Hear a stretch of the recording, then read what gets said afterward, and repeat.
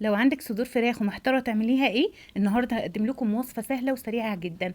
هتقدميها في 5 دقايق. يلا بينا نشوف وصفتنا النهارده وتعالوا نشوف حضرناها ازاي.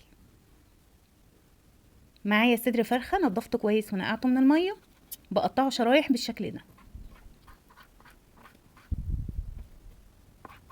هخلص كل الكميه وارجع لكم تاني.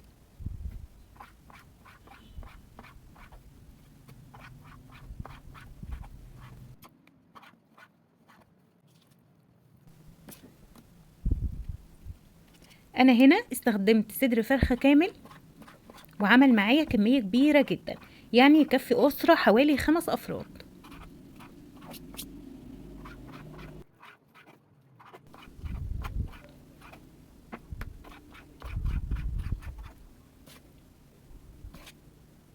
بعد ما خلصت كل الكميه بالحجم ده، تعالوا نشوف الخطوه الجايه ايه. في طاسه سخنه على النار بنزل بمعلقتين كبار من السمنه او الزبده، وبضيف عليهم بصل قطعته جوليان بالشكل ده.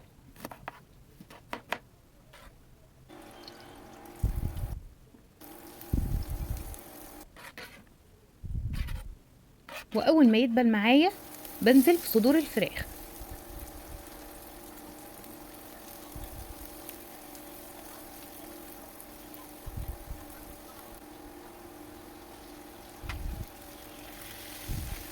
ما بقلبش قبل ما تغير لونها علشان ما تنزلش ميه، واول ما تبدا تغير لون معايا بالشكل ده بضيف عليها الخضار بتاعي.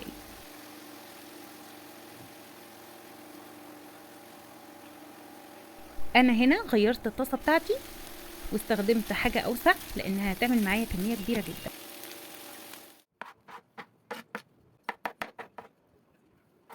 بضيف عليها مشروم مقطع شرايح، ولو مش متوفر تقدري تستغني عنه. بقلبه مع الفراخ بالشكل ده، واول ما ينشف ميتهم بضيف البهار بتاعي.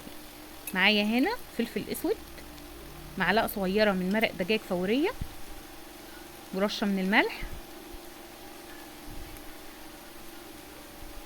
وبقلب بقى كل المكونات كده مع بعض كويس.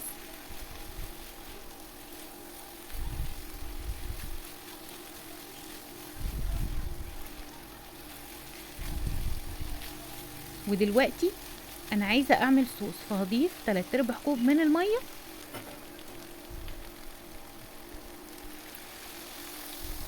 وبنزل عليهم ب3 معالق كبار من الكاتشب. بسيبهم يغلوا ويدوا كده مع بعض حوالي 5 دقايق.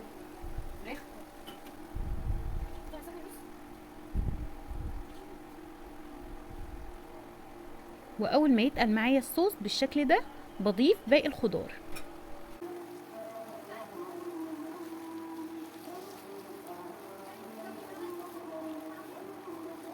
انا هنا استخدمت فلفل الوان، استخدمت عدد واحد من كل لون، وبقطعه جوليان بالشكل ده.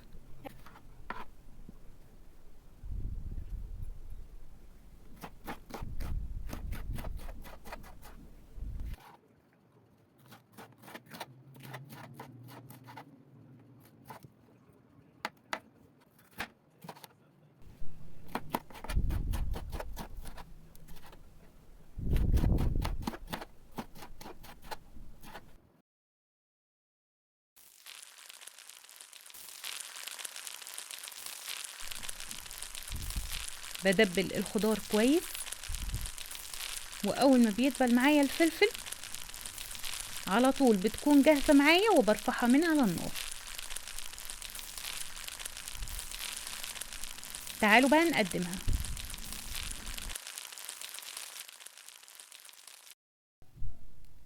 تقدري بقى تقدميها مع رز ابيض. انا هنا كان عندي رز مبهر قدمتها مع الرز المبهر. انا هنا كنت محضره رز مبهر وقدمتها معاه. تقدري كمان تقدميها في سندوتشات. هي وصفه سهله وفعلا ما بتاخدش اي وقت معاكي نهائي، وكمان طعمها تحفه.